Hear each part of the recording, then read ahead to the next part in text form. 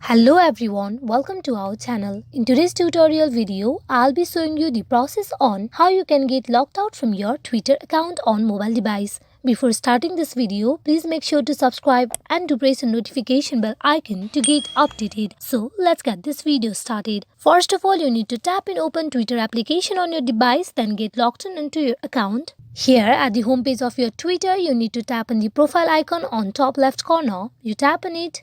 You need to scroll little down. There you can see the option of settings and privacy. You tap on it. Inside settings, you can see the very first option, that is your account. You tap on it. Inside your account, you need to tap on account information.